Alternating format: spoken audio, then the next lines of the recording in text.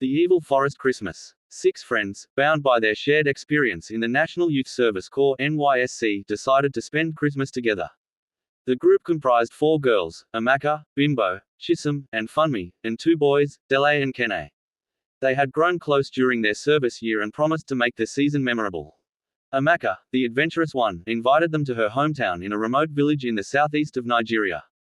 Her village was known for its serene landscapes and rich traditions. She insisted they would experience an authentic Christmas, unlike anything they had known in the cities. The group arrived a day before Christmas. Amaka's family welcomed them warmly, offering them local delicacies and traditional palm wine. That evening, while they gathered around a fire, an elder told them stories of the evil forest. According to legend, the forest was cursed, anyone who ventured in would face unspeakable horrors. Kene, always skeptical, dismissed the story as mere folklore. But Amaka, with a mischievous grin, suggested they explore the forest the next day. Despite initial protests, the others reluctantly agreed. After all, it was supposed to be an adventure. On Christmas morning, they ventured into the forest, armed with nothing but a flashlight, a camera, and snacks.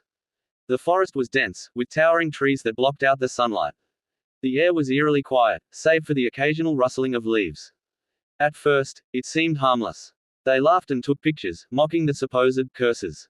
But as they delved deeper, strange things began to happen. Dele spotted carvings on a tree, symbols none of them could decipher. Funmi felt as though someone was watching them. Bimbo tripped over what seemed to be human bones. The atmosphere grew heavy with dread.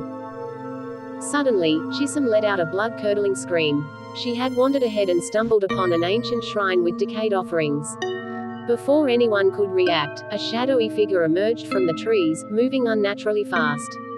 It grabbed Chisholm and dragged her into the darkness. Her screams faded, leaving the group in stunned silence. Panic set in. They ran in different directions, shouting Chisholm's name, but it was futile. As night fell, the forest seemed alive, its shadows twisting into grotesque forms. Funmi was the next to go. She fell into a pit, her cries echoing as spikes impaled her. Dele and Bimbo tried to save her, but the pit sealed itself, as if the forest had swallowed her whole. Dele urged the group to stick together, but Amaka, guilt-ridden for leading them into the forest, insisted on finding Chisholm. As she ran off, a chilling laughter echoed, and moments later, they found her lifeless body hanging from a tree, her eyes wide with terror. Now only Dele, Bimbo, and Kene remained. Exhausted and terrified, they decided to retrace their steps. But Bimbo, too weak to continue, begged them to leave her behind. Reluctantly, they agreed, promising to return with help. Minutes later, her screams pierced the air. Dele and Kene didn't dare look back. As dawn broke, the forest seemed to relent.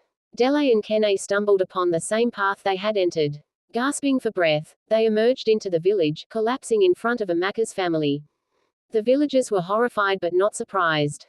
They confessed that no one had entered the evil forest in decades. It was a cursed land, and Amaka had foolishly thought it would be a harmless adventure. Haunted by their friends' deaths, Dele and Kene returned to their lives, forever scarred. Every Christmas, they light candles in memory of their lost friends and warn others never to underestimate the power of the unknown. For them, Christmas would never be the